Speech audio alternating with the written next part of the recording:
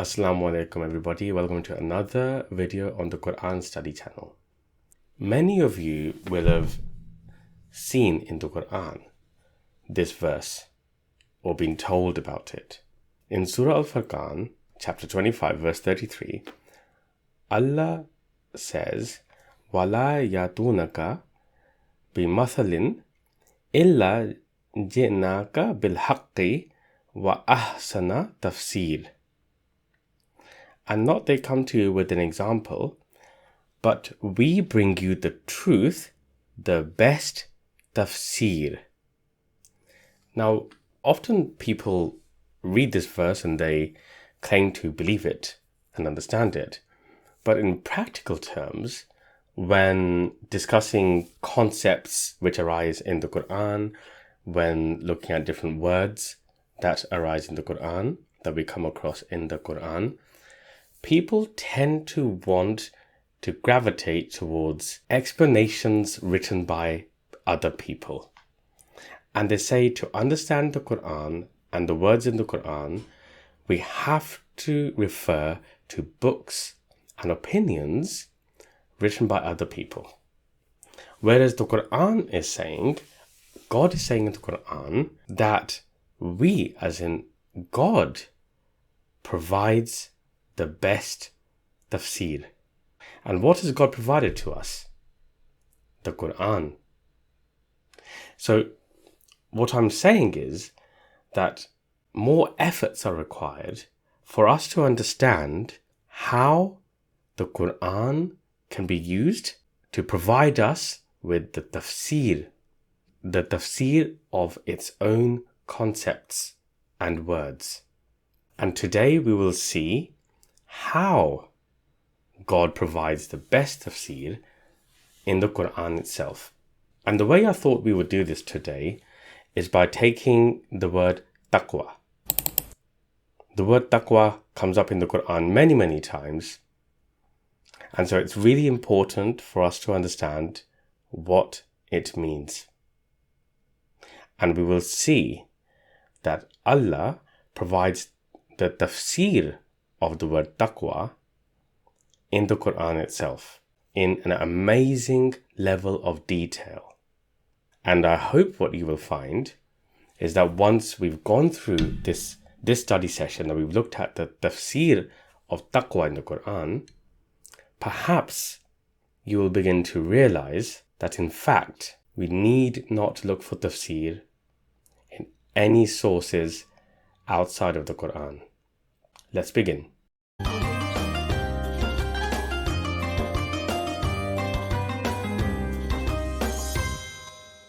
Okay, so the way we're going to do this is, first of all, we're going to understand from the Quran why we actually need to understand this word taqwa. What's so important about it? Secondly, we will then study the definition of taqwa provided in the Quran and the tafseer of this word within the Quran itself. And the third thing we want to do in this study session is look at how Allah has used synonyms and antonyms in the Quran for the word taqwa in order for us to obtain further understanding and detail of this important word. It's really important for us to understand how God uses synonyms and antonyms so that it increases the toolkit that we have in our methodology for studying the Quran. So we're using taqwa as an example, as a form of training for us in terms of how one must study the Quran to obtain and derive its true value. Okay, so let's start. Number one, why do we need to understand taqwa? What are the reasons? Well, firstly, we need to understand what it means to have taqwa in order to obtain guidance from the Quran. For example, in chapter 2, verse 2, Allah says, ذَلِكَ الْكِتَابُ لَا رَيْبَ فِيهِ هُدًى لِلْمُتَّقِينَ that is the book in which there is no doubt. Guidance for the muttaqeen. So there is a condition here placed in the Qur'an for obtaining the guidance, which is that we must be muttaqeen, those people who have taqwa. Okay, that's reason number one. Reason number two is to obtain the criteria to understand the truth and falsehood, to understand the right from the wrong. Allah says in chapter 8, verse 29, and this is the middle bit of the verse which we are focusing on, In tattaqullaha yaj'al lakum furqanan. If you have taqwa of Allah, He will grant you criteria.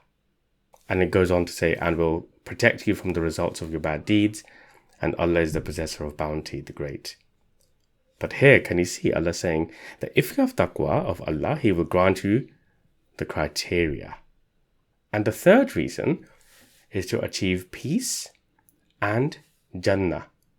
Chapter 44, verses 51 to 52, Allah says, Indeed, the muttaqeen, those people who have taqwa, in a place of peace, security. Innal muttaqina fi maqamin amin. In Jannah and springs, fi jannatin wa uyun. So you see, there are three reasons why it is important for us to understand what the word taqwa means so we can obtain it. So, next, let's have a look at the definition and then the tafseer of taqwa in the Qur'an. So the first thing is, what do we need to have taqwa of? Taqwa of what? We've seen why it's important to have taqwa, but taqwa of what? Well, Allah describes this for us in the Qur'an. The first thing is we need taqwa of Allah. For example, in 49:1, Allah says, وَاتَّقُوا See, taqwa of Allah.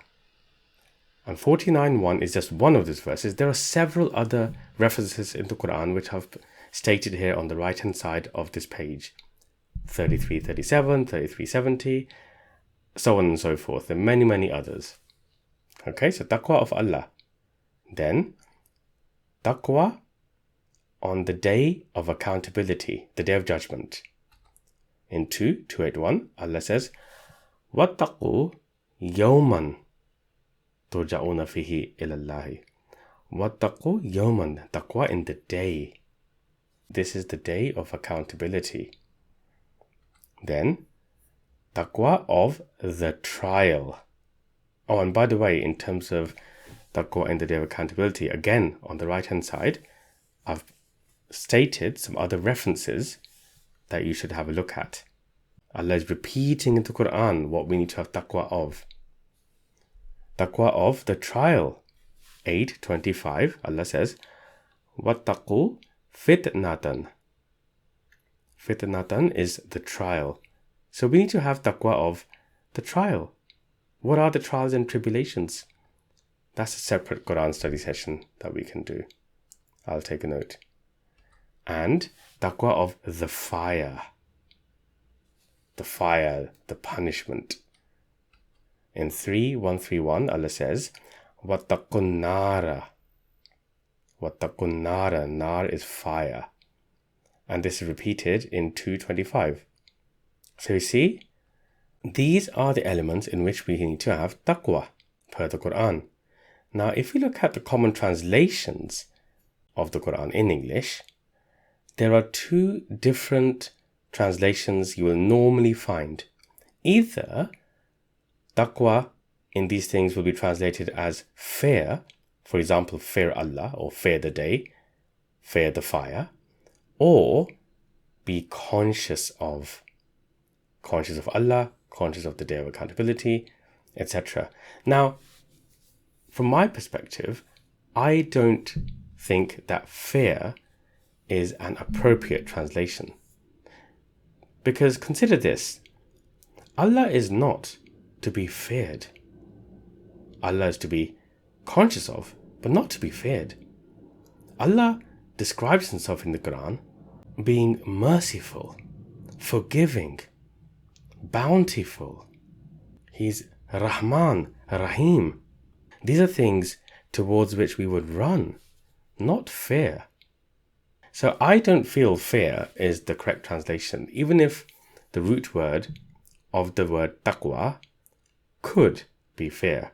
But in the case of the Qur'an, being conscious of these elements is more appropriate. Okay? Now, let's have a look at the tafseer of taqwa. So if we are to be conscious of these four things, how? What do we physically, practically have to do? Indeed, that's why we would want to understand the tafseer, the description, the explanation, wouldn't we? We would want to know how we can obtain taqwa. What do we practically have to do?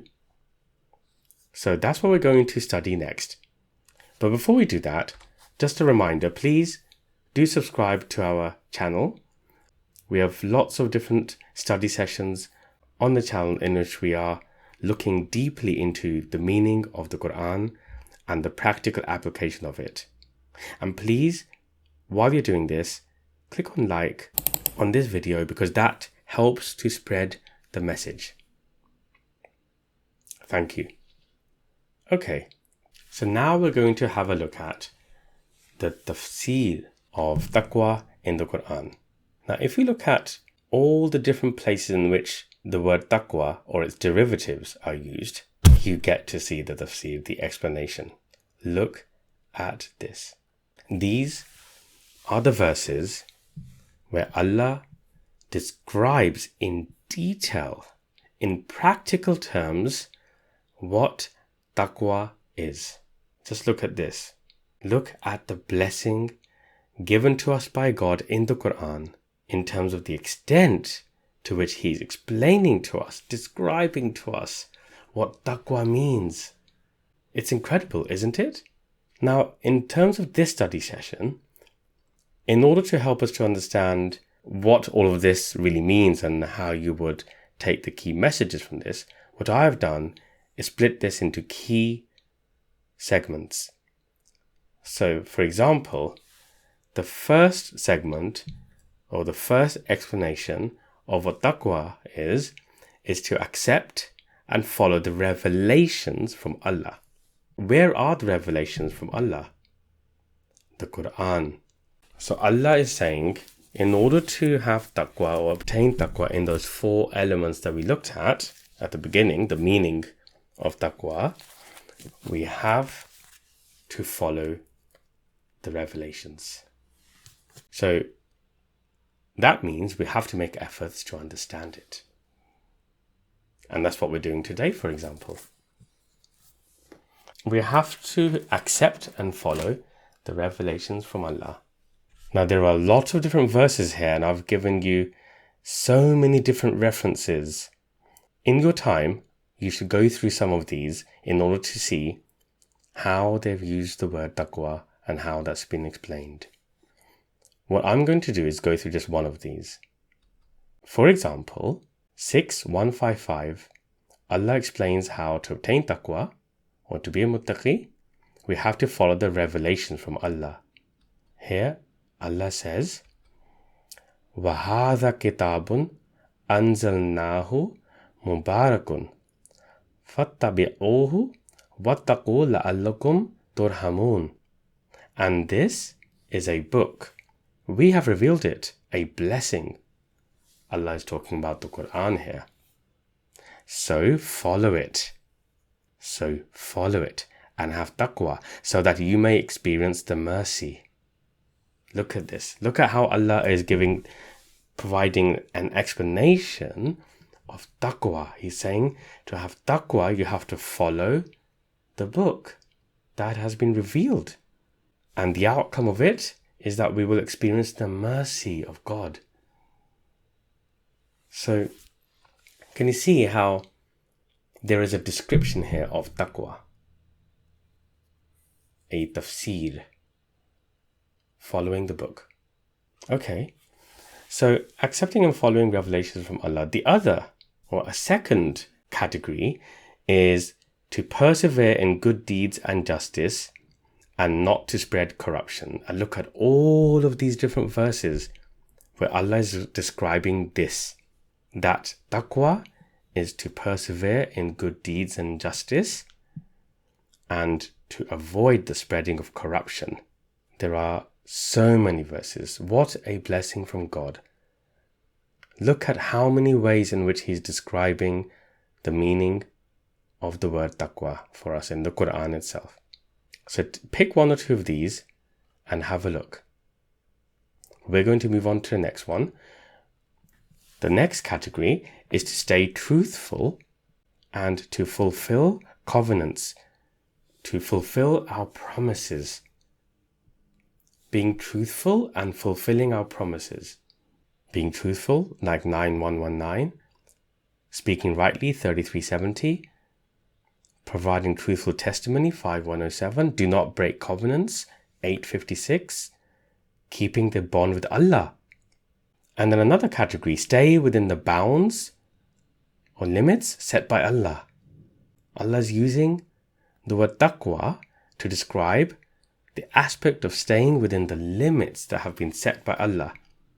And those bounds, those limits have been set by Allah in the Qur'an itself. This is part of the tafseer of taqwa. To have taqwa, we have to stay within the limits set by Allah. Next, avoiding the temptations of Satan. Look at how many verses Allah is describing that to have taqwa, to be a muttaqi, we have to avoid the temptations of Satan. Again, take a few of these, open up the Qur'an and take a look. And then the last category is to not associate anything or anyone with God or His commands. Shirk. Not doing shirk. Serving God alone. Turning only to Him. Do not invoke anyone besides Allah. All of these have been linked with the word taqwa. They describe taqwa. So if we pull these categories together, here we have a high-level tafseer of taqwa from the Qur'an. Number 1, accept and follow the revelations from Allah. Number 2, persevere in good deeds and justice and do not spread corruption. Number 3, stay truthful and fulfill covenants, promises. Number 4, stay within the bounds and limits set by Allah, which exists in the Qur'an. Number 5, avoid the temptations of Satan. And number 6, not to associate anything or anyone with God or His commands, serving Him alone. This is just a summary of this detailed tafseer of taqwa in the Qur'an itself. Now tell me whether you feel we still need to look outside of the Qur'an to obtain tafseer of taqwa. Do you feel that Allah has left anything out in describing taqwa? Let me know in the comments. Let me know whether you feel that this description truly is ahsana tafseer, the best tafseer, the complete tafseer. I'm really curious to get your view. Because most people, it has to be said, they're not aware that the Qur'an provides such tafseer.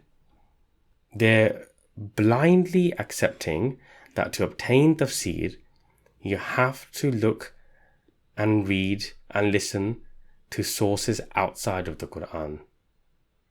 Whereas Allah says that Qur'an is ahsana tafseer.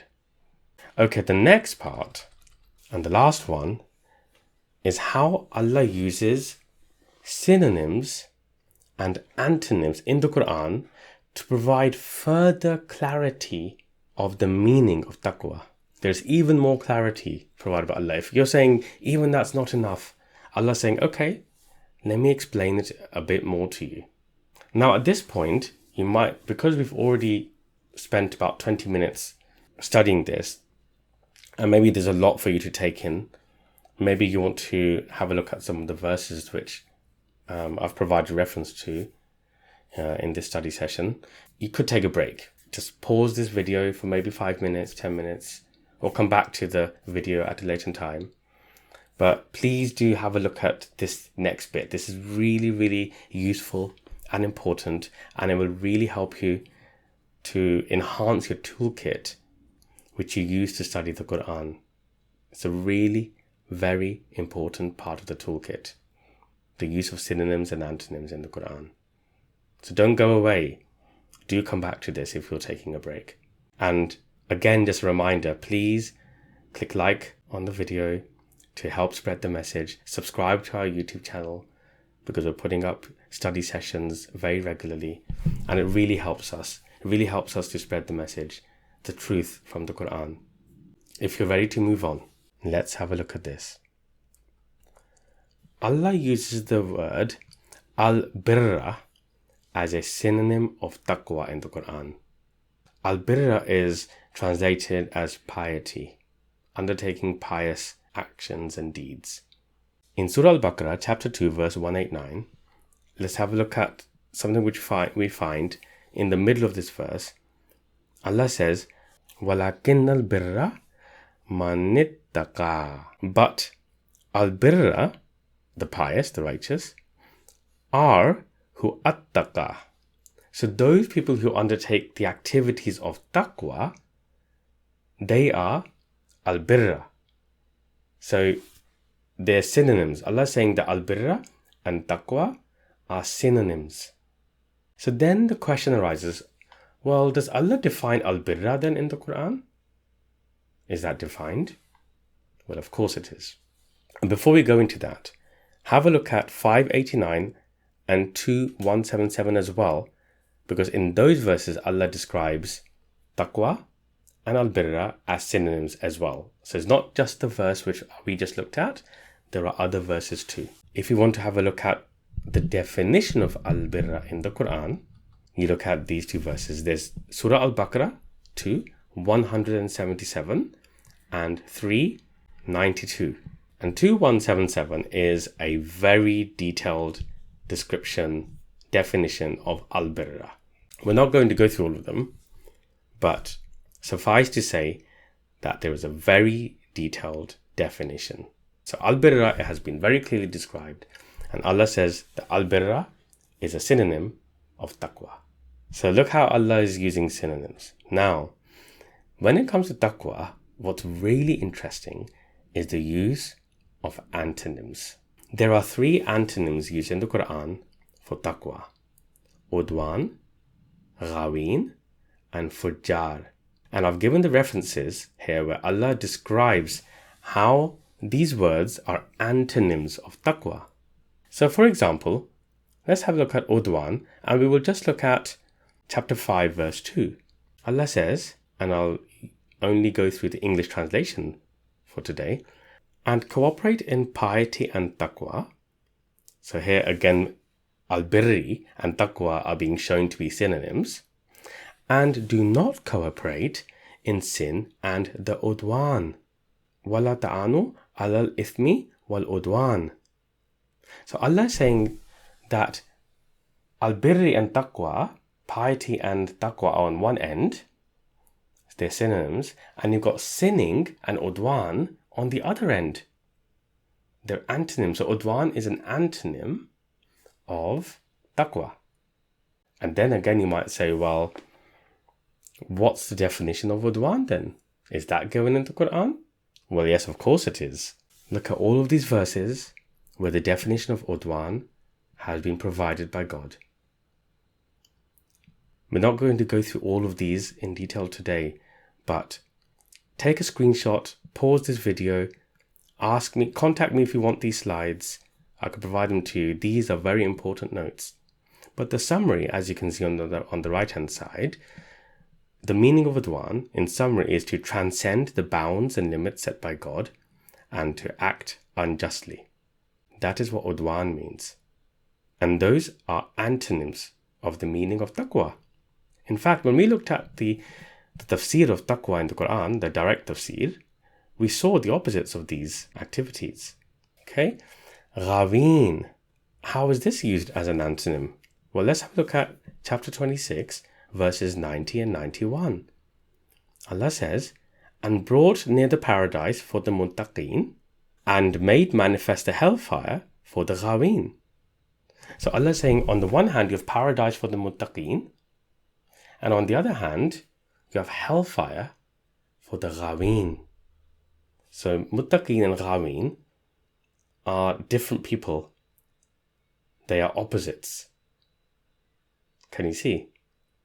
Can you see how Allah is using antonyms, opposites, to help us to understand what muttaqeen, what taqwa means?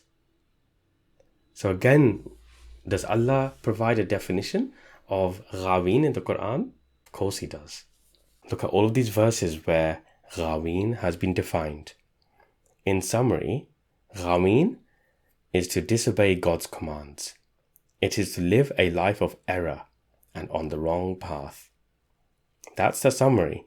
But you can see, and we've got references here from the Quran of the definition of ghaween. Now, we're going quite deep here. We're looking at synonyms, antonyms. We've got so many different verses. So take your time. I'm providing summaries in our notes here today to really help you to get an understanding.